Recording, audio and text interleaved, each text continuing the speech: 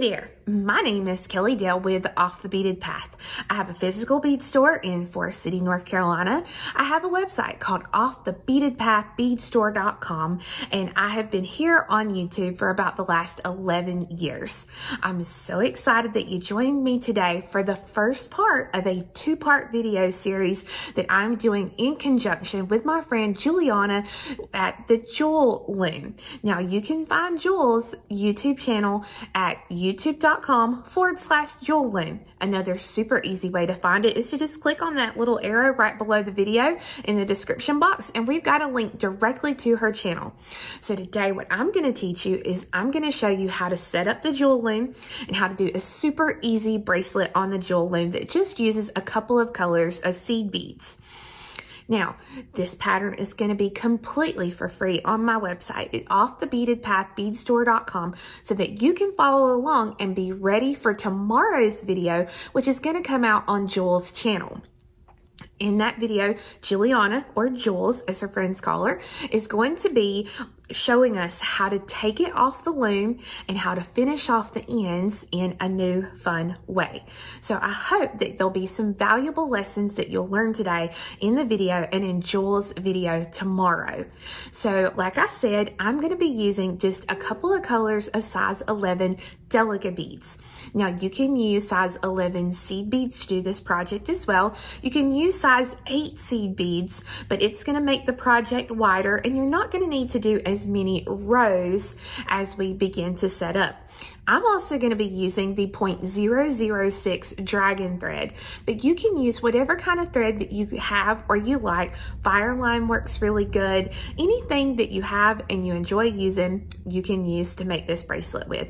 So let's go ahead and let's get started. Okay, my friends, so the first thing you need to do is run to my website and download the free pattern for the bracelet that we're going to make today.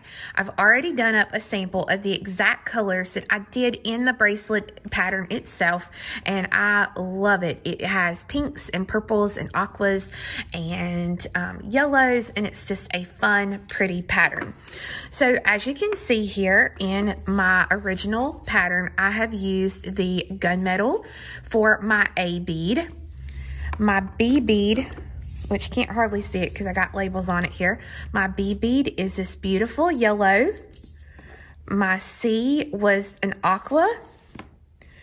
My D here was a purple, and then my E was a bright pink. So I tried to use all of the same finish on my beads, but that's completely up to you because you can substitute any of these colors for whatever you like. The great thing that I love about it is if you look, we're only going to need a little over a gram of every color that we're using. So it's a great way to use up extra beads that you may have.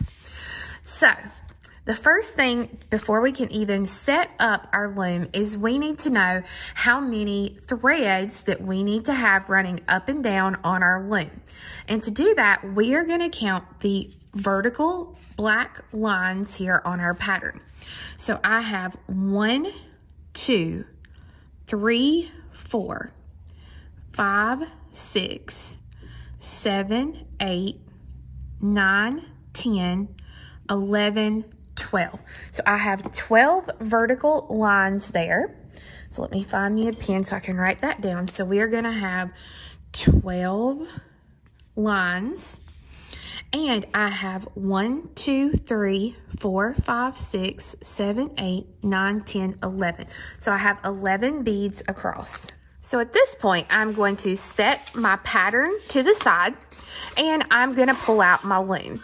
So when you get the loom actually comes straight like this. Now mine is curved just because I have had this one for several years now.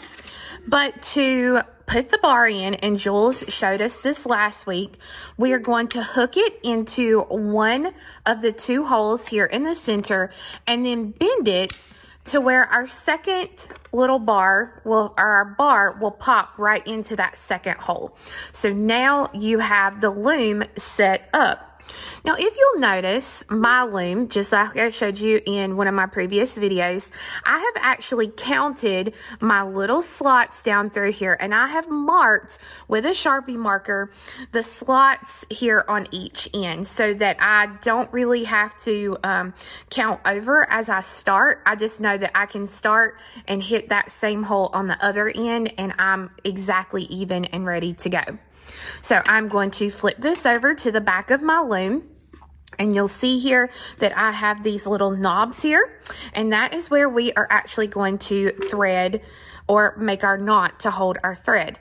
So again, I'm going to be using the dragon thread today to do this with. You can use any thread you like. I just got to where I love the dragon thread. So I'm going to start a little knot here, and I'm going to just tie this knot around either one of the knobs. It does not matter which one. I'm just going to put me a couple of little 1/2-inch knots in here. Make sure that it's good and secure. And then I'm going to pull it, and I'm going to tug that cord towards the little ridges that are here, just like Joel showed us in the video a couple of weeks ago. I'm going to leave my cord on the spool here, and as I told you, I had marked my little spots here, so that way I will know exactly where to start.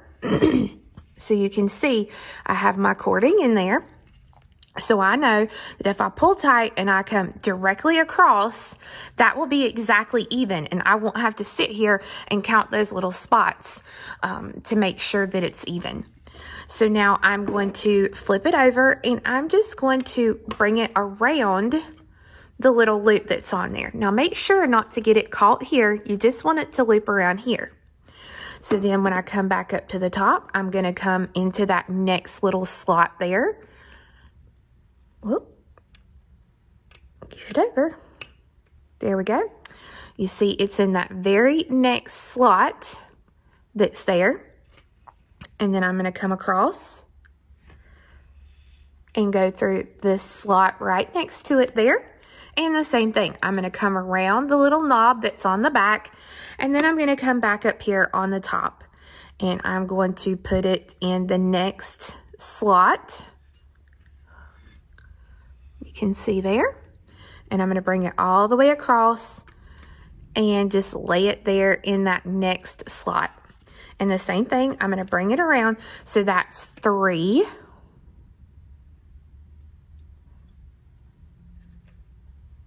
This is going to be 4.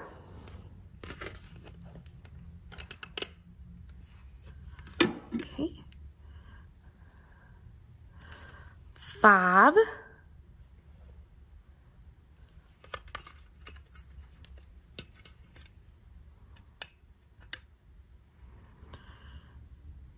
6.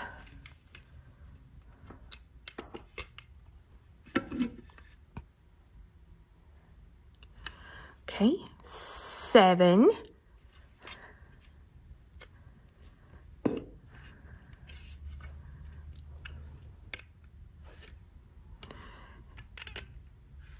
8. Whoop, wrong way.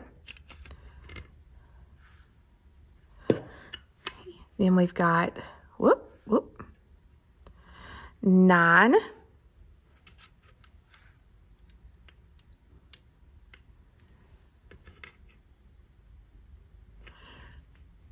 10.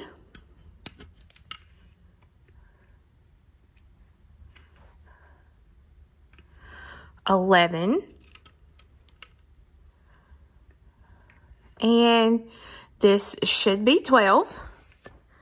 But I'm going to loop it one time around and hold it tight so that I can count just to double check. So I've got 2, 4, 6, 8, 10, 12. I think I have 12. 2, 4, 6, 8, 10, 12. Yes, okay. So I have 12 of my vertical threads going up and down here on the loom. You can see the threads there as my hand is behind it. So now what I'm going to do is I'm going to come around and I'm just going to loop it a couple of times around this back knob, and then I am going to cut the thread from the spool. Now I'm going to take, just like she showed us last week, or the week before, I can't remember now at this point, a couple weeks ago, I guess. I'm going to take my little leftover thread and I'm going to put it straight behind all of these little warps that I have here. And then I'm going to come back through the little loop that I've got made, and I'm going to pull that tight. I'm going to do that again. So go under all my little threads. And then I'm going to pull it through the loop that I have there. And I'm going to do this a couple of times just to be safe. Make sure everything's good to go. And you can even, if you have a little thread left over here, you end up starting on the same end, you could also take those threads and you could tie those threads together. No biggie. And then I'm going to trim those just a little so they're just not sticking out everywhere. Now, if you're like me, a few weeks ago and you cannot get your bar out, you can always use the painter's tape. I showed that in my loom video a few weeks ago, and you can put a piece of painter's tape here and here to hold the tension on your threads. Now, Juliana showed us in the video a couple of weeks ago. I'm going to put my finger here on one end and I'm going to kind of easily bend and pull out one end of my bar. Now, I have found that this one particular end bar here comes out a lot easier for me than this end. So if I would have tried it and that bar wouldn't have just easily popped out of this side, then I would have just flipped it and pulled it out on this side. So that now, you hear that? It's like a guitar string. So all of these are super tight. And that's what we want. Now, don't get rid of your bar. The bar needs to hang out because when you're finished, the bar can go back in and all that. So don't get rid of your little bar. But this is what we do to actually set it up and get it good to go. Now, just like I showed you on the actual pattern itself, these were the colors I used, and this was in the order that they are actually on the bracelet itself. So for today, I'm actually going to change up a little bit. I'm going to show you here. Let me grab my pen again. So for my A, I'm going to be using, and I'm going to write it here on my pattern so that I can remember. So A is going to be DB 200. My B is going to be DB 721. My C is going to be 722. D is going to be red, which is 723. And my E is going to be 010, which is black. So I'm just going to put out here, this is my white, yellow, orange, red, and black. So that way, as I'm going through here, if you don't make something where it has your numbers or A, B, C, D, E, you can always just go by this and not even have to worry about this from this point on. So now let's get started. So for me personally, I don't like to use my loom when it's laying down. I like to use it when it's straight up and down. So this is just a little wooden loom that I purchased, or not a wooden loom, a wooden easel that I purchased from Michael's. And you can see here, I've just attached it with some rubber bands. Now, there are a million other ways this can be done. This is just the easiest, and it works for me. So that's why I do it this way. You do not have to have this at all. This is just something that I personally like to have. Now, I've got my needle threaded with a comfortable length of thread. So for me, that's about 2 to 2.5 yards. And now I'm actually going to take and I'm going to attach it to the loom work itself. So, tons of ways you can do this, a million ways. I'm going to do a little bit of a different way today. So, give me 1 second and let me reposition my camera. So, I'm going to thread on a stop bead to actually start my work here.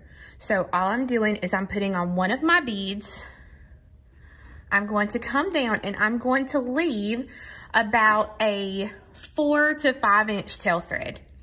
And then I'm gonna go up through that one bead again so that the thread will wrap around the bead and will hold my beads into place as I work. So I'm going to grab my pattern here, and it doesn't matter if you start at the bottom or the top, the pattern all works out the same. So I'm gonna be picking up for my first row here, an A, 2 E's, 1, 2, 3, 4, 5 D's, 2 E's, and an A. So this is gonna be the beads I'm gonna pick up for the first row. All right, so I have the beads threaded on for my first row here, and you can see that I have my stop bead and the beads for the row. So I'm going to bring the beads behind my vertical threads here. And I'm gonna go ahead and try to get the beads, and look at that, it just popped right in there, easily into place. Sometimes this is really easy. Sometimes you can only go through 1 or 2 beads at a time, especially if you're doing a really wide piece. But you can basically see that each thread is between one of the threads that's in place. So now what I'm gonna do is I'm gonna take my needle and I'm going to come through the beads so that the beads are on the bottom and my needle and new thread here are on the top.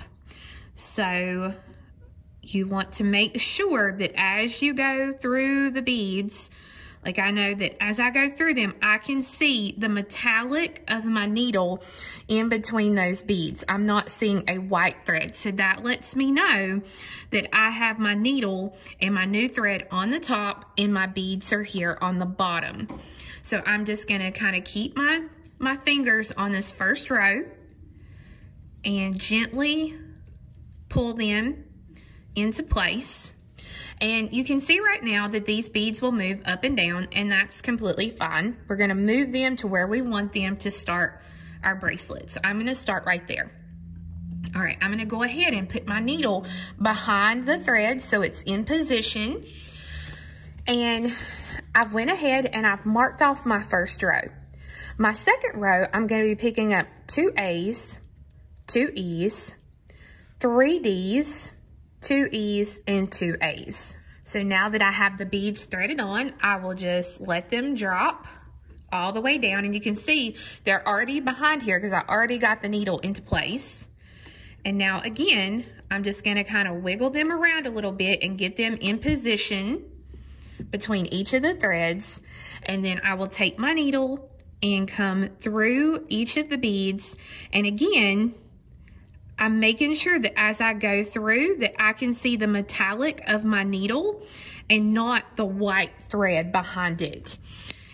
If you do not get through a bead, the bead is not going to fall off the bracelet. But what's gonna happen, now that's meaning anyone on the inside here. If you do it on the outside, you're gonna lose a bead. But what's gonna happen is, although it won't fall out, you will definitely be able to tell that you did not get through that bead. So you wanna make sure to take your time and get through the beads. So now I'm gonna take my needle behind it and get ready to go for the next row. So I can take and I can either mark it out. I can use a dry erase marker if I have this laminated, whatever I want to do, so that now I'm ready for the next row. So the next row, I'm picking up a new color. So this is going to be B, 2A, 2E, a D, 2E, 2A, and a B. Okay, so I have my beads for my next row here. You can see they're there, and I'm going to go ahead and let these drop.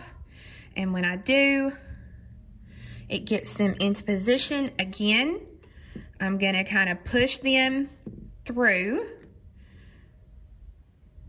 and work back across. All right, now you can see here, see what I did right here? It's too full right here. I picked up too many beads, and you see this? I accidentally picked up an extra A here. So if I would have gone through, I could have taken my needle and just pulled it off. But what I'm going to do is I'm just going to take the beads down like this and fix my mistake, pull off, fix my mistake, and do this row again. Okay, so I got my mistake fixed. I can see that now in the pattern. So I'm going to work across and go through the beads here until I get all the way across. And again, I want to see that little glint of metallic in between my beads. That is good to go. So I'll go ahead and pull this all the way through. And so now I have my next row added. And basically, I'm going to continue doing exactly like I've done on these rows. It's going to be the same thing. Of course, my bead counts and bead colors are going to change for each row, but I'm just going to continue until I get the length of the pattern completed. So one really important note for you is that if you are following the word chart for the pattern, that's completely good and that's up to you. But instead of starting at the top of the bracelet and working the way down like I'm doing on this actual picture of it, the pattern normally starts at the bottom and works its way up to the top. So it doesn't matter. It's going to end up the exact same either way. I like to go by the picture and I work my way from top to bottom, but you do what works best for you. So once you get all your beads added to the length that you want, this is what your piece is hopefully going to look like. So friends, I hope you enjoyed learning how to set up the jewel loom and how to do this really basic pattern on the loom. I do have the free pattern on my website at offthebeadedpathbeadstore.com. Now make sure to check out Juliana's YouTube channel tomorrow for part 2 of this video, where Juliana is going to teach us how to take this off the loom and how to finish off all the threads and put an end on this bracelet. You can find her YouTube channel at youtube.com/jewel loom, or just click on that little arrow right below the video and it will direct you directly to her YouTube channel. So guys, thanks so much for watching and we'll see you again next time. Bye-bye.